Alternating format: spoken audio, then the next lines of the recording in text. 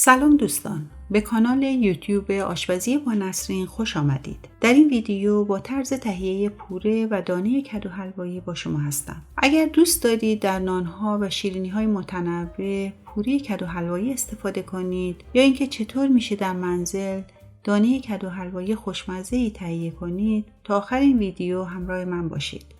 یک کدو حلوایی کاملی رو تهیه کنید. بعد به روشی که من اون رو برش میدم میتونید عمل کنید.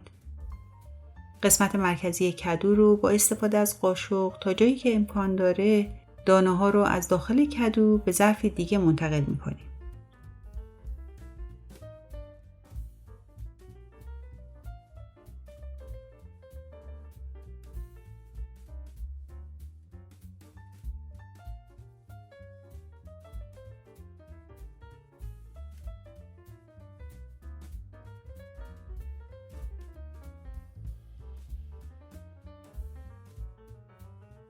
برش‌های کدو حلوایی رو هم به سینی فرن منتقل می‌کنیم و در دمای 180 درجه به مدت 60 دقیقه در فرن قرار میدیم تا جایی که کدوها کاملا نرم و پخته بشه و رویه اونها هم کمی برشته بشه.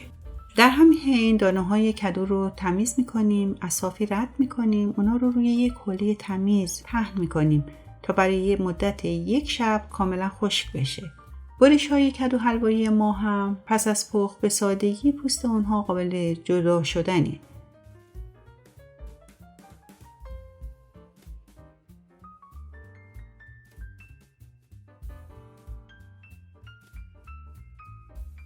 پس از جدا کردن کدوها اونا رو به شکل پوره در میاریم. در این صورت پوره کدو حلوایی ما هم حاضر شده و میتونیم در انواع شیرینی‌ها، نان‌ها و غذاها از اونها استفاده کنیم.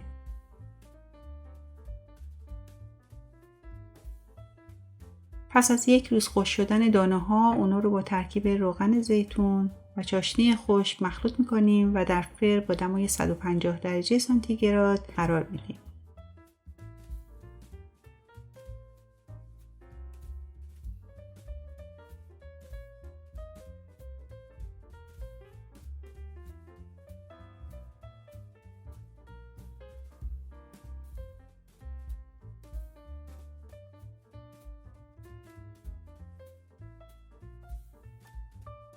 امیدوارم شما هم پوره و دانه کدو حلوایی رو تهیه کنید و از نتیجه کارتون راضی باشید. خوشحال میشم تجربیاتتون رو از نحوه تهیه کدو حلوایی با من به اشتراک بگذارید. اگر این ویدیو رو دوست داشتید خوشحال میشم لایکش کنید و بین دوستانتون به اشتراک بگذارید. اگر هنوز عضو کانال یوتیوب من نشدید لطفا همین الان روی دکمه سابسکرایب و زنگ کنار اون کلیک کنید.